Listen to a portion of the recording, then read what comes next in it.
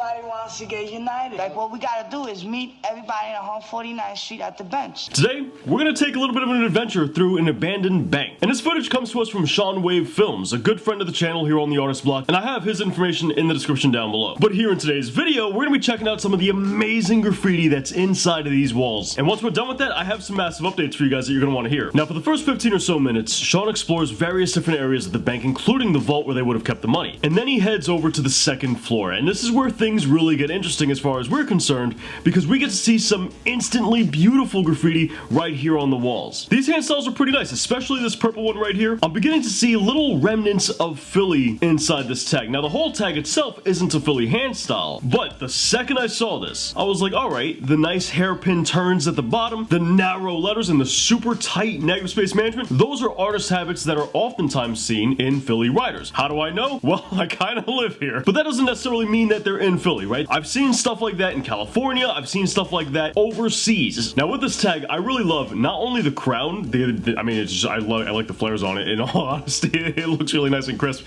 but I also like the T and the W as well as the N. T's have a high notoriety for being a very heavy letter, one of the heaviest in the alphabet, so to make the T not only have a really wide top portion, but also have a heart at the bottom of it, and yet the T doesn't weigh as much as the O or the D or the E or the N, that's pretty impressive. That's actually a really great demonstration of their control for letter name weight. And a large reason why the T doesn't have all that much weight is because if you notice, the actual body of the T pretty much ends at the mean line and then the heart begins. So the heart is located pretty much in the X height of the letter, and that helps to mitigate a lot of that weight. Now we got a lot more of this graffiti coming up, but before we get into it, dudes, check out our brand new book that we recently came out with, the Ultimate Graffiti Guidebook. It's the only book on the market that teaches you everything you need to know about graffiti. It teaches you about variant structures, how to use them, teaches you about flow, finding your style. If you have questions about graffiti, this book has the answers. We have physical copies on Amazon, and over on our website, we have ebooks. You can find all those links in the description down below. So then he goes over to this next room, and we begin to see some really nice portraits here, one on the left-hand wall and one here on the right-hand wall. And this one reminds me of that famous, I believe it was like a magazine cover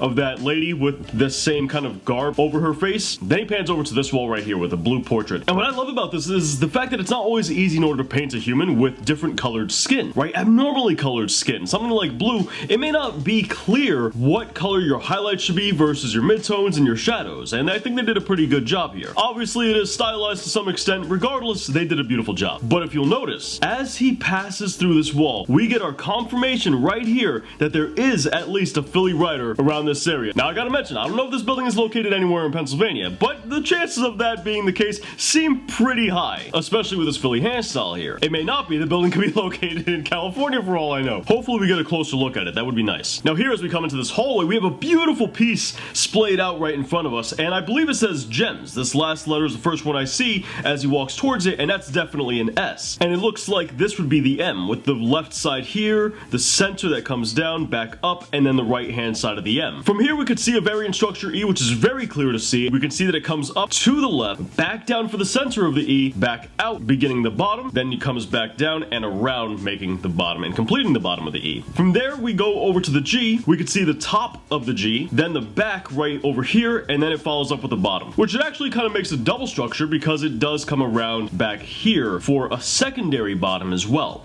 Both work in order to make the structure, and it's a beautiful piece overall. And this piece is gorgeous. They did a phenomenal job. It honestly makes me wonder as to why the first floor and the basement weren't painted with any graffiti at all. He went through that entire thing and I didn't see a single tag. And I've never known graffiti artists in order to be particularly picky for dropping a tag on, you know, dilapidated walls. I mean, it's all much more welcome. Regardless, a gorgeous piece with plenty of detail. Gems did a gorgeous job. My favorite part is probably the fill-in and the interior detail. I really like how funky they got down with that. Now check that out right there. What is this? Does it say wax? Waxen? Waxen? Yeah, it looks like that. It looks like waxen. W-A-X-N. You have the W right here, the A, followed by the X and the N. Look at that. Look at that orange piece. We haven't gotten to check that one out just yet. There's a random person here. And look at that piece. It's beautiful. All right, what letters do we see right away? We have the E at the very end here, which is gorgeously done. You have the A right beside it, the M. To the left, we do have a very tiny S. Now, I love this piece. This piece might be my favorite one so far, and I don't see another piece topping this. In fact, I love not only the structures,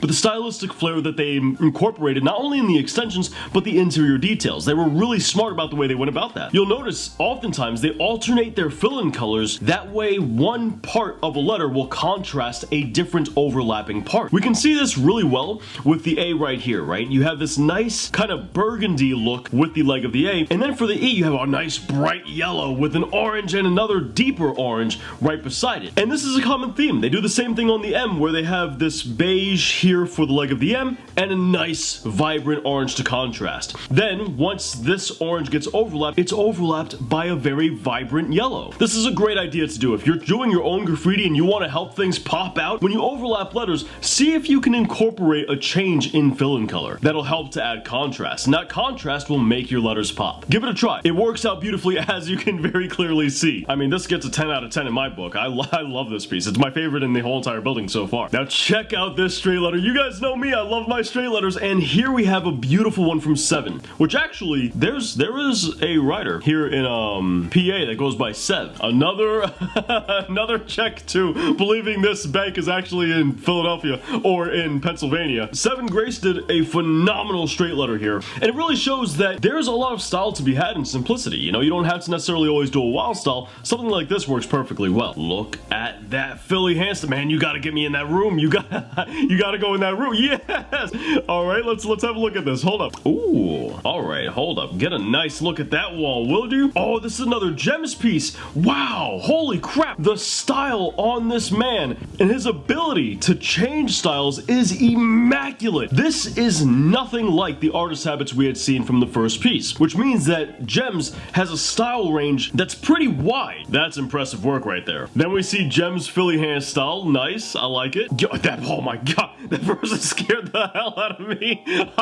Oh man. More Gems tags here. Oh wow. Look at that. With the quality of the graffiti and the quality of work that we're seeing on the second floor up here, I am very shocked we saw pretty much nothing on the lower floors. Look at that, man. Gems is a monster, dude. This guy's ridiculous. He's ridiculous. I mean, look at the throwy. The throwy is also clean and shows a large amount of understanding for the fundamentals and style as a result of that. I love it, man. I love it. He did a phenomenal job. Nice little devil chick with another Smae. These guys are monsters. They're really good. I love Smae's work. Phenomenal stuff, man. PSA, little straight letter. I guess he's probably in the same crew as Smae and Gems and all of them, but he might be like newer to graffiti, whatever the case is, because he's rocking all their names down here. Is a little bit of a tribute, which is always dope to see. Swole, PSA as well. Ooh, Ethel. Interesting piece. Dope. I like it. Ethel's got some pretty nice stuff. I love the pink. The pink they chose is really nice, and the highlights on that really helped the piece pop out. Wow, I almost could not get that sentence out. Alright, that brings us to the end of the video, guys. Now, dudes, if you want to see the full adventure through this bank, be sure to check out Sean's video in the description down below. Massive thanks to Sean. He's always got amazing footage to share with us. These pieces were sick, man. They were awesome.